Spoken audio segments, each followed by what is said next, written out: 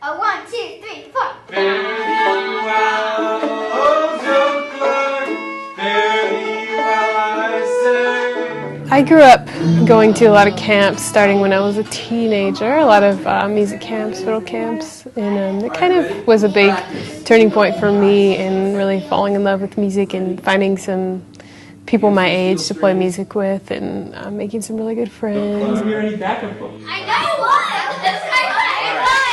When I was 19, I decided to start this camp. I had a lot of students that I was working with in high school, but I had moved to Nashville. I was just naive and fancy free when I left that dusty town. Route 66 to the westward, and I hopped an old freight down. I kind of wanted to find a way to keep working with those students in maybe a more limited capacity, but do something really exciting for them. Okay, so we have a very special guest performer today. Remember how yesterday we were talking about, what's this instrument? Mandolin. Okay.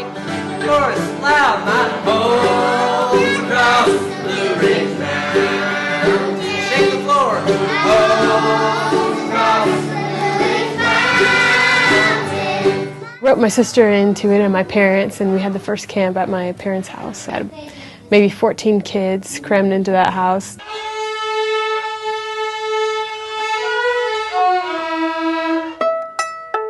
Okay. I think that having an experience with music that isn't in sort of a strict academy setting can really enable people to understand how they can interact with music throughout their whole life, whether or not they're going to be a professional musician. I mean, you don't need to be a performing musician to enjoy being part of a jam session or being part of a dance or listening to a great concert. Fly around my pretty little miss, fly around my daisy, fly around my pretty little miss. I think when you're doing strictly classical music, the emphasis is always kind of on achieving this really high level of performance, and it's kind of nice to encounter it in like a socially casual way, and I think that's something that fiddle music and folk music really can do for people. Let's do it. Ready? Open E. We start at age 6. They go through 12 here in the morning. So the morning camp is really relaxed. We do a very structured hour of teaching in the morning, but I mean, for a lot of these kids, that's about as much focus as they're going to have in a day to just strictly be learning. So, repeat after me. And we have some older kids that come in the afternoon, and what we do with them is we try to work more in an ensemble kind of setting. So we have one big class, which includes guitars and cellos and fiddle. Yeah. We do a performance, we do games, we do a dance where the kids learn to square dance or contra dance to the music, and we just try to give them as many chances to interact with the music as possible.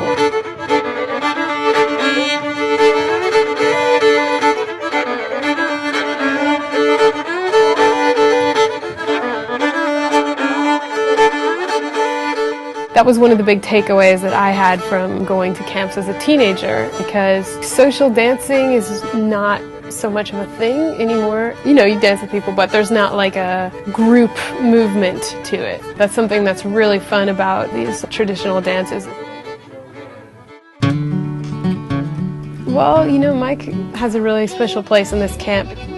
Not only did I learn from him, but Scott, who's a teacher here, learned from him, and Connor, who's been a teacher here, learned from him. So we all kind of have this collective idea about repertoire and how fiddle tunes can be taught, and some of these like very fundamental things that still stick with us.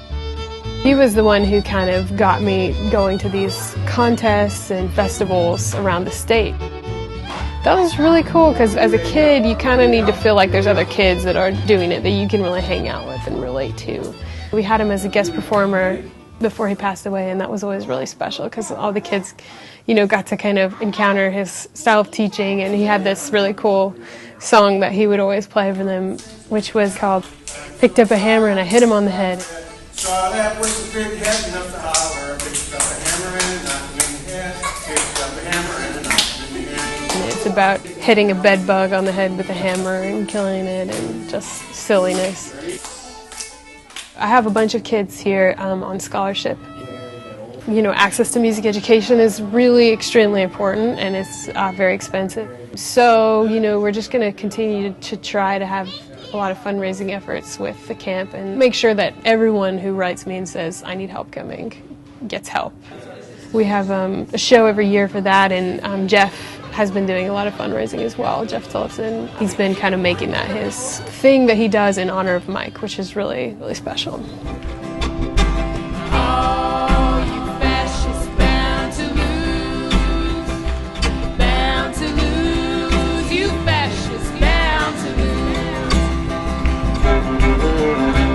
It's really good as a musician to understand the roots of the music and the purpose of the music. If you're sitting in the middle of a city and you're learning a fiddle tune and you have no idea why you're doing your bowing a certain way, or why it's played with 2 A parts and 2 B parts and repeated over and over, and why you do a shuffle introduction, like all of that is because it's music for dancing.